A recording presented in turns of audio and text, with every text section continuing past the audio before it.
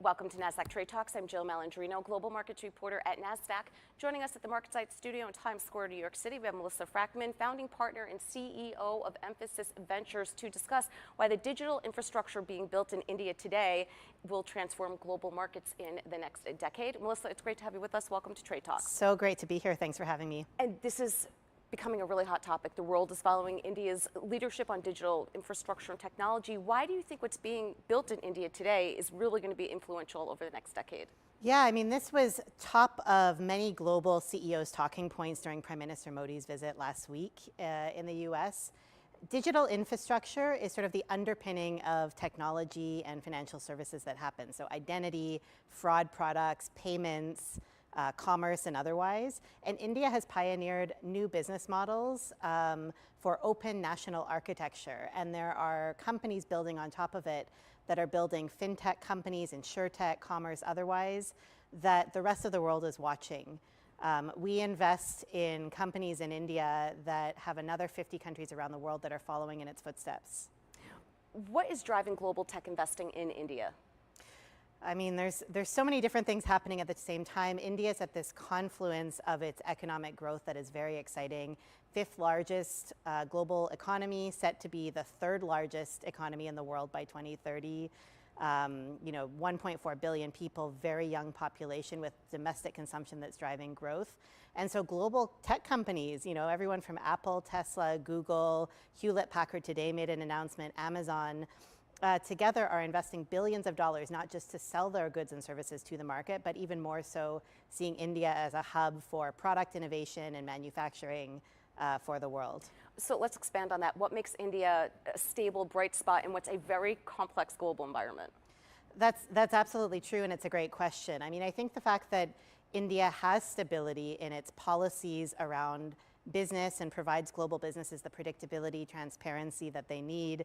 It's a good place to invest, and particularly in the world with what's happening in China, Latin America, Africa, Europe. Global investors and institutional investors and our partners around the world are seeing that India is a very attractive business climate. It's no longer a niche. It used to be more of a novelty, and now for global investors sitting in Wall Street and otherwise, they're seeing it as a hub.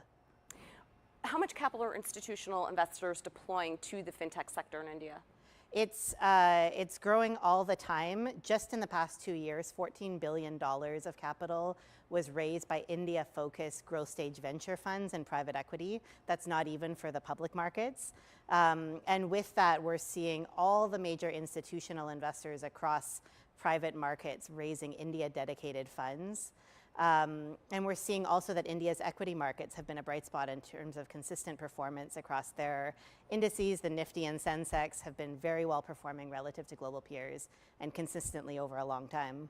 Tell us about EMVC, Emphasis Ventures, and what's your investment thesis for India? How are you selecting where you're deploying your capital? Sure. EMVC is a global venture capital fund investing early stage in entrepreneurs building the future of financial technology, insurance, and commerce. And while we have a global mandate, we see that India is 5 to 10 years ahead of the rest of the world. And so we're very focused on investing in startups that are in India or in emerging markets that are inspired by India. The EM in our name is a play on the fact, or a nod to the fact, that India has already emerged. And there will be another 50 countries that will follow in its footsteps. And then our strategy is to be very hands-on with portfolio companies in terms of their business development, global strategy, marketing, recruitment, business development, and otherwise. And we build meaningful partnerships between them and Fortune 500 companies and otherwise. Well, it's interesting. I mean, here in the US, insurtech is a big trend here, and you just mentioned that in India as well. And we know how antiquated insurance is here in the US. In India, is it more focused on technology? Does it have the legacy assets and dealing with what we do in the US? Are they leapfrogging ahead, in other words? Absolutely. I mean, insurtech is a perfect example where out of India's 1.4 billion people, insurance penetration is only 6% of GDP compared to 50% in many other markets around the world. And so across our portfolio company Clinic, which is building an all-in-one health insurance and primary health care, is revolutionizing how affordability and access can work for families to access insurance and healthcare. And again, we're seeing that model being inspiring companies all over the world. And there's so much of that happening in insurtech that's tech-driven, as well as just the fact that consumers are rapidly adopting because of this digital infrastructure. When payments are free and real-time, last mile poor villager can pay for their insurance policy using their thumbprint in a way that just would never happen in the US, where we would have to be on the phone with customer service for a long time. Which is so interesting because India, Latin America, African markets, they don't have to deal with the legacy institutions and assets, so it seems as if it's evolving at light speed relative to what we're adopting here. What is the state of the India-US relationship? Yeah, I mean, as a portfolio manager, we see that the state of the US-India relationship on a macro level is very important, even to this micro venture capital investing that we're doing. And the state of the relationship, particularly after a historic state visit by Prime Minister Modi with President Biden last week, is very strong.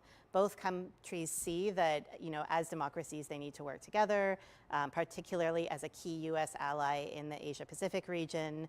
And what's driving the bilateral relationship really is technology and business collaboration. So US businesses across small businesses and the largest Fortune 100 companies are all in on the bilateral relationship, and conversely, global Indian companies are investing and creating millions of jobs in the US. And so it still is early days in terms of what the potential for the relationship is, and we're very optimistic that it's a very bright future for the next couple decades. Well, it's good that we're able to partner on the innovation side and not completely offshoring everything, so that it is encouraging to hear. All right, Melissa, appreciate the insight. Thanks for joining us on Trade Talks, and thanks for joining me. I'm Jill Malandrino, Global Markets Reporter at NASDAQ.